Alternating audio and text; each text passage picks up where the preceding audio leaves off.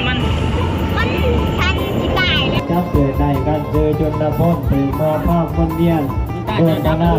กันที่เก่าไปหาจกยังไรมาที่กันบันโซมีประโยชน์ก็เป็นหายเก็บก่อนเนี่ยตามโอ้ยเขานำมันมาเด้อมาเด้อว่า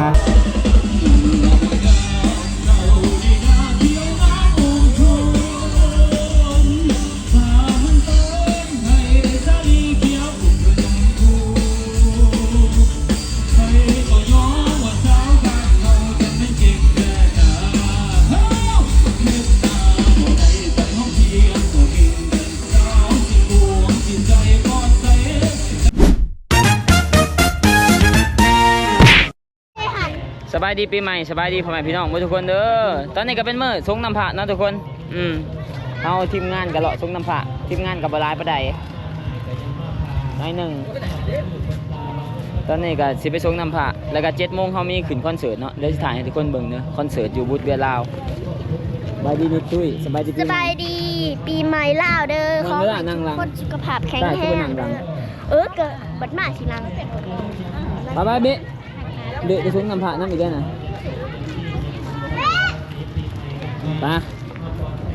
ไปละบักเบะนะโต้มึงก็มีครูนะมึงสงกับบักเบะก็ได้อยู่พูไปเราสงน้ำพระนะทุกคนเนาะซับไปเสียเราสงน้ำพระอันนี้คือวัดธมิตรเนาะทุกคนเนาะปีนี้เขาเพราะว่าค่าเวียก7 โมงน่าจะส่งประมาณ4-5 วัดก็พอแหละ5 วัดก็เหลือเลยเนาะตอนนี้ก็มาซื้อแนวทรงน้ำผ้านะให้แม่ซื้อให้โทรศัพท์ขออยู่พุ่นซื้อเครื่องทรงน้ำผ้าเขาซีไม่เยอะเนี่ยบางทีมันแสบเขาจะซื้อมันซีมันแสบเขาจะซื้อแสบป่ะโอ้ซื้อซื้อเสร็จแล้วนะโอ้ยเงินมันอันจะเสียนอะไรได้อะไรนี่เนาะถ้าโทรศัพท์ขอดีว่าซื้อเงินเขาป่ะเท่าไหร่ไม่ได้มีเงินชดหรอยืมก่อนมั้งใครมีโทรศัพท์อยู่ใช่ป่ะตอนนี้ก็กำลังซื้อปืนเลยก็วิวัฒน์นะทุกคนเนาะ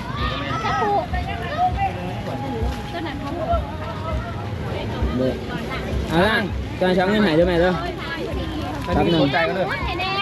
น้ำเอาไหมเนี่ยจีรอนทุ่งหนึ่งกำลังซื้อเครื่องซื้อน้ำผัก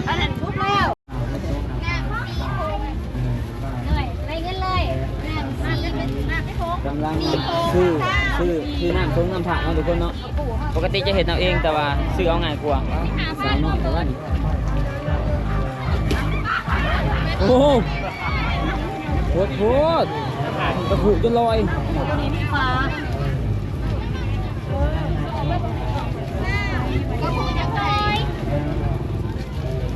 ไปกับมาของทรงน้ำผ้ามาเบะกับมาทรงน้ำผ้าอีกมาเบะนี่ก็ไปทุกเทศกาลเลยเจ้าหน่อยป้าให้น้ำให้ขึ้นรถกันบาบิลี่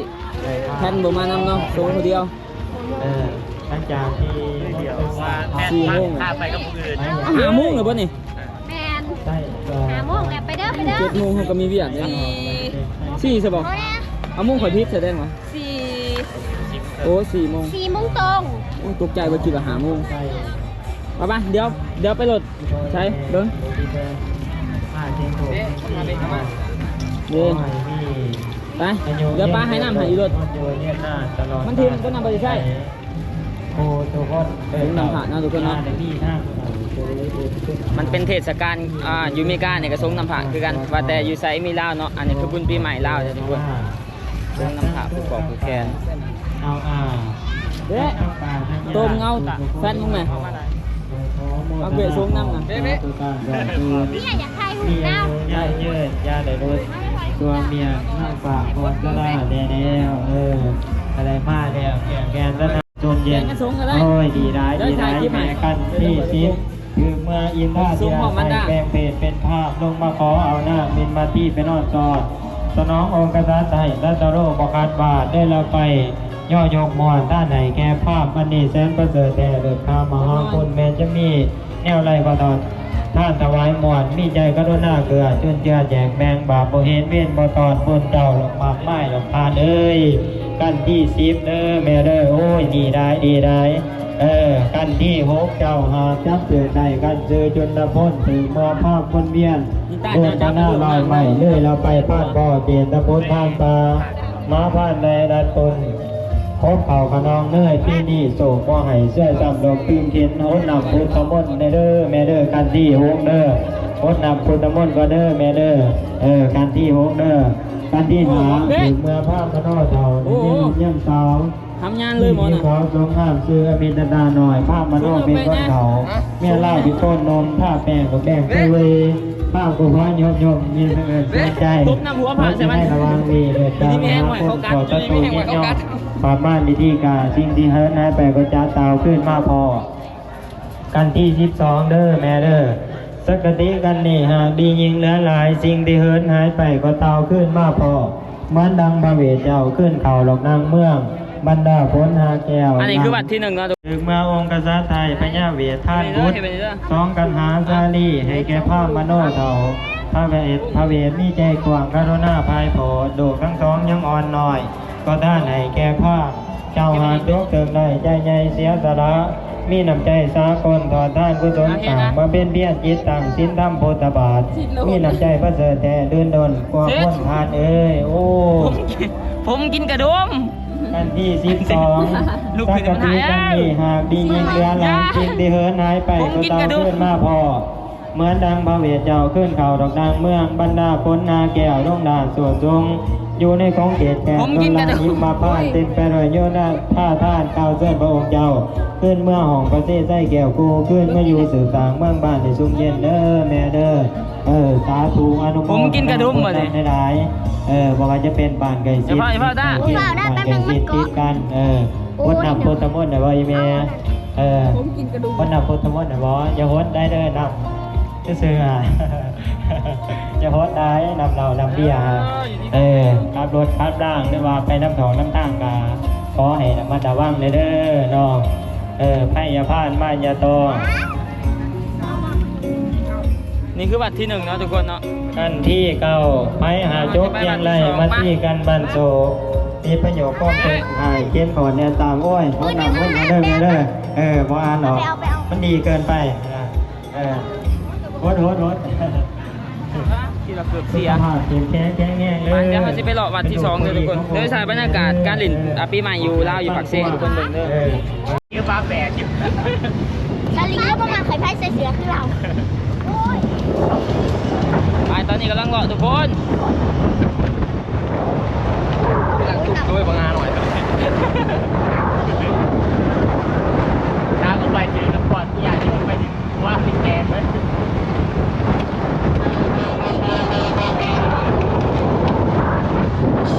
สบายบัดคนงามเนาะบัดนี้เนาะ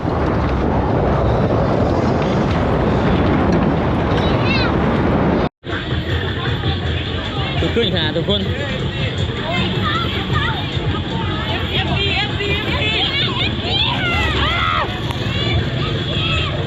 คือพวกเอฟเครื่องมาตัวมันที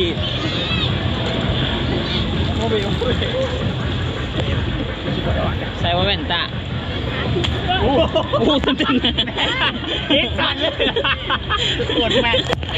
เต็มหน้าบิลลี่ทงน้ำไปดีนะน้อง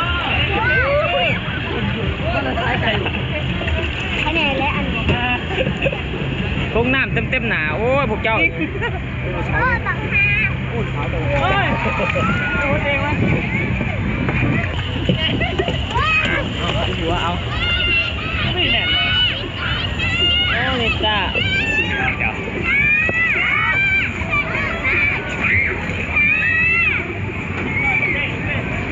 โอ้เบรกก็เอาข้างในซะมันสุดได้เลยเพื่อใหญ่เป็นตั้งนานเลยโอ้โหก็เอาเบรกข้างในซะมาไม่ยากนะ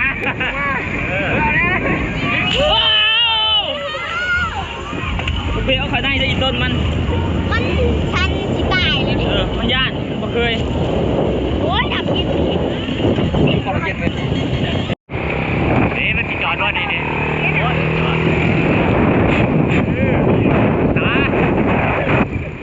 เย็นน้ำเย็นน้ำเย็นมันแทงไปก่อน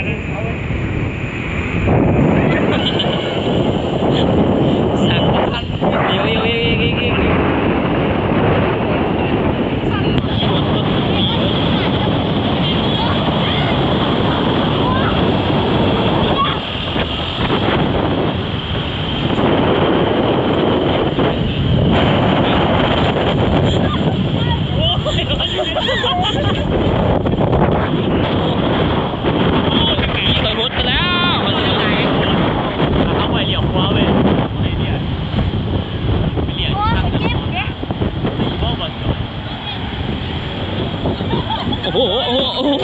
โอ้เจอซึกนักวะ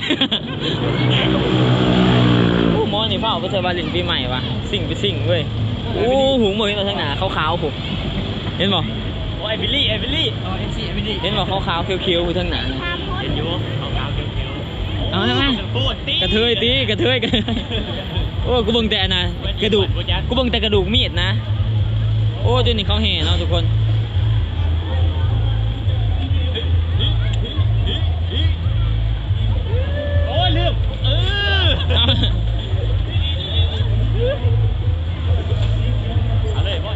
ก็เห็นนั่นสังขารเห็นนั่นสังขาร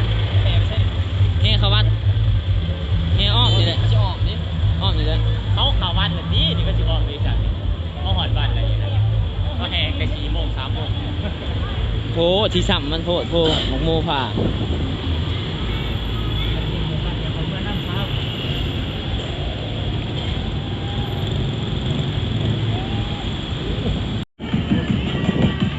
ตอนนี้ก็ยังรอนะทุกคนนะเพราะว่า7 โมงก็มี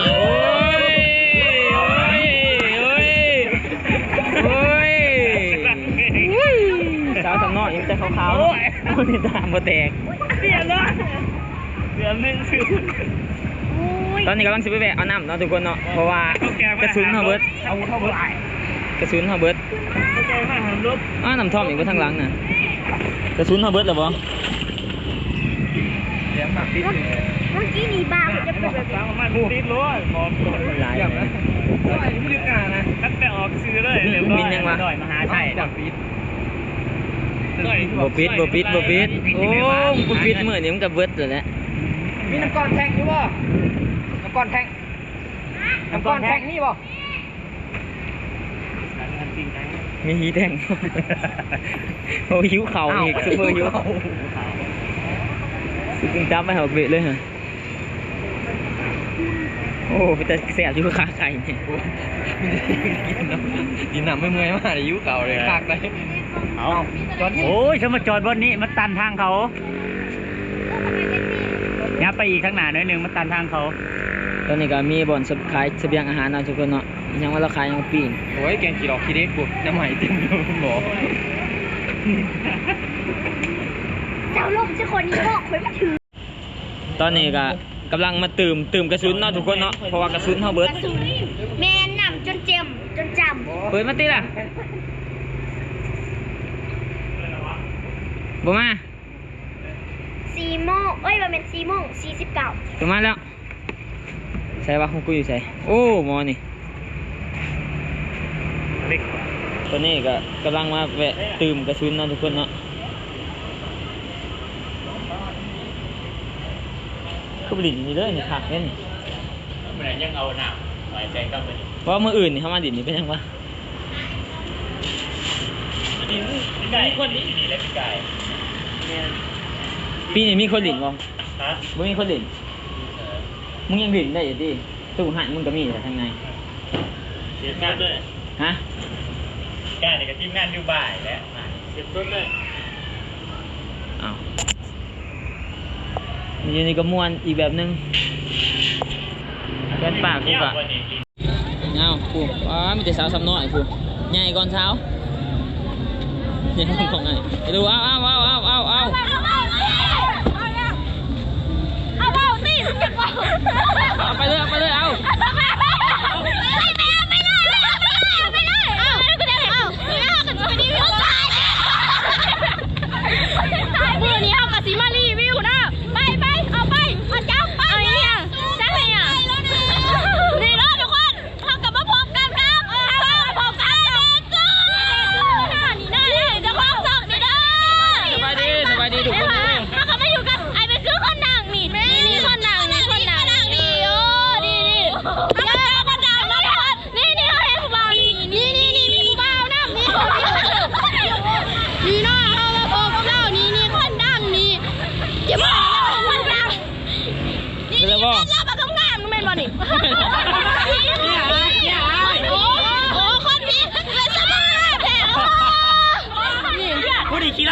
บุดีเนาะ เครียด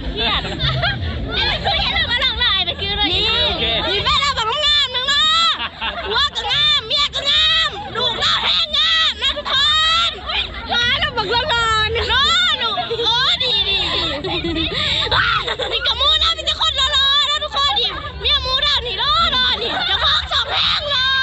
นี่คนนี่แห้งงามกันพวกนี้บ่เต็มเอามาใส่พ่อแล้วนี่ขอเซียวกันอีกเอาพ่อได้อ้ายแม่ ไปคุณข้าว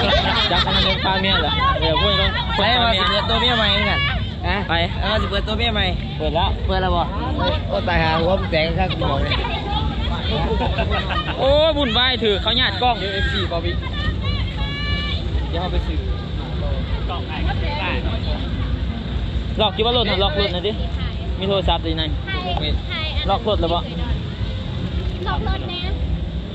อัดไปเนี่ย แล้วมันนั่นแหละเด้ยังอยู่ตลาดก็คือบ่ได้ แว่นงับอยู่วะได้แล้ว นี่น้ำ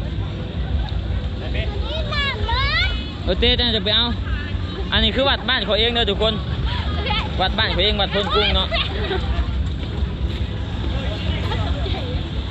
ไป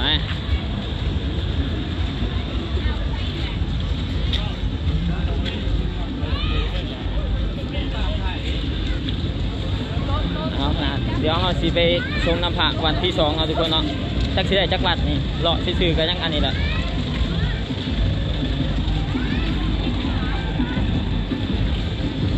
เบะเมื่อกับเทศเด้อเบะเด้อ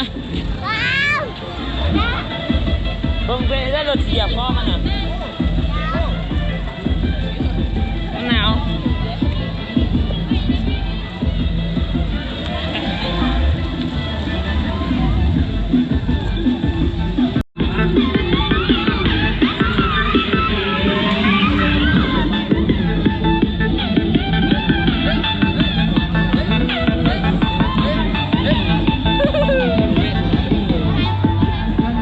เนี่ยสิติดต่อกับเทศได้โทรศัพท์เข้ามา ถ่ายอยู่อันนี้ถ่ายอยู่หนาเนี่ย มามันสิมานี่ ถ่ายได้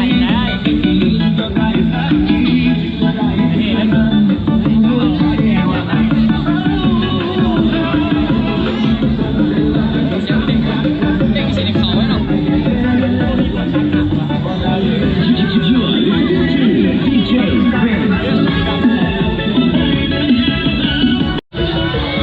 นี่ก็ส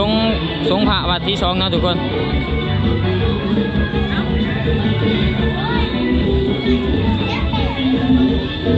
สงพระวัดที่2 โอ้ยเจอกันอุ้ย มันยืนเด้อ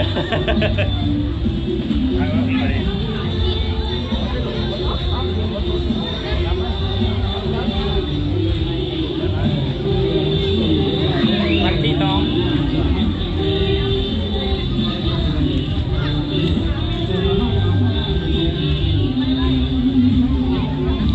อันนี้คือวัดบ้านทะเลนะทุกคนเนาะวัดพนกุ้งอยู่วันไหนอีกเขาส่ง ผ่านใช่ปะว่ามีแต่สัตว์ โอ้แล้ว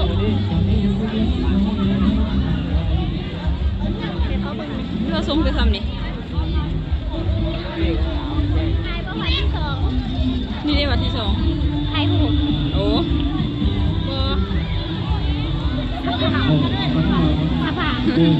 วันหน้า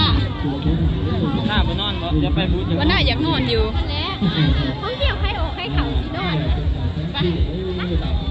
พ่อบ่พ่อกับพ่อ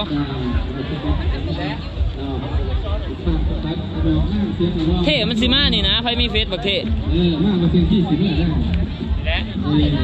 เซตไปดิถามมันสิเข้ามานี้มันน่ะ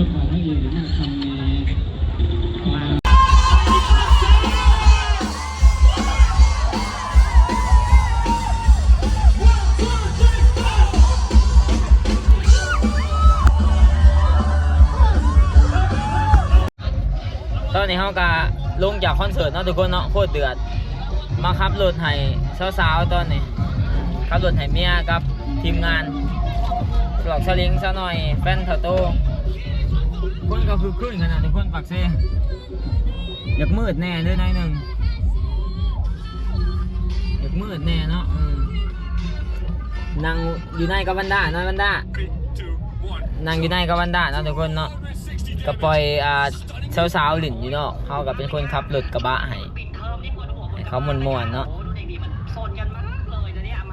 มาอยู่ในตะเกียงเลยลูกนี้โอ้มันเลยเกยนี่มาอยู่ในตะเกียงเลยนะคะ มันดึกเนี่ยทุกคนตอนนี้ก็8:30 9:00แหละคนก็อยากที่เศร้าๆแหละแต่ว่าก็ยังร้ายอยู่คุณ ไอเด็กคนนี้มันกระทืบรถจนพัง 2-3 ทาง โล่งเลยจ้านี่ มืดแน่เนาะแค่รถเท่ามืด ต่อไปนะคะโอ้โห